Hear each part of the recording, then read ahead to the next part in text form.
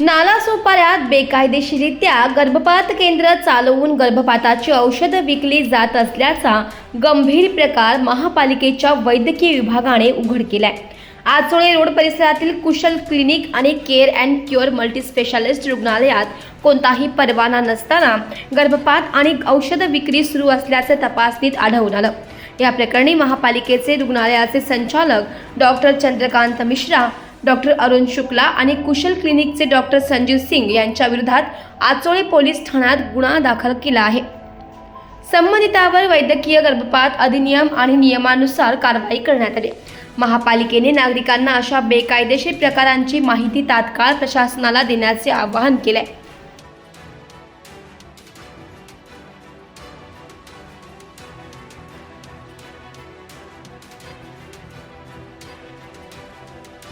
काय सांगाल, नालासोपाऱ्यामध्ये एक प्रकरण उघडकीस आलंय। अनधिकृतपणे विना परवाना लिंग तपासणी व औषधाची काही घटना घडली आहे, काय सांगाल? मी डॉक्टर सुधीर यशवंतराव पांढरे, वैद्यकीय अधिकारी वसई विरार महानगरपालिका नागरी आरोग्य केंद्र आचोळे। दिनांक 22 जानेवारी 2026 रोजी केअर अँड क्युअर हॉस्पिटल म्हणजे CNC हॉस्पिटल नालासोपारा पूर्व येथे बेकायदेशीररित्या गर्भपाताचे औषधी देण्याचे माहिती आम्हाला मिळाली। त्यानुसार आम्ही डमी उमेदवार म्हणजे डमी गर्भवती माता सदर हॉस्पिटलला पाठवली असता तिला संदर्भित हॉस्पिटलने गर्भपाताच्या औषधी दिल्या।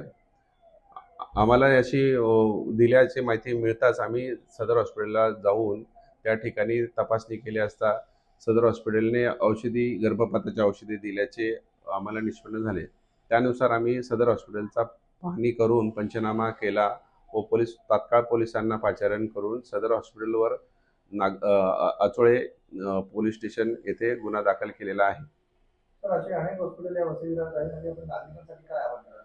नागरिकांसाठी एकच आव्हान असेल की आपण ज्या हॉस्पिटलमध्ये जात आहात, त्या ठिकाणी उपचार घ्यायला जात असाल किंवा ज्या ठिकाणी तुम्ही काही औषधांची मागणी करणार आहात, त्या ठिकाणी तुम्ही ते हॉस्पिटल रजिस्टर आहे का, त्यांना त्याबाबतचा परवाना आहे का, गर्भ तपासणी किंवा संबंधित परवाना आहे का, ही माहिती घेऊनच आपण नागरिकांनी सदर हॉस्पिटलमध्ये किंवा सदर रुग्णालयामध्ये उपचार घेणं गरजेचं आहे।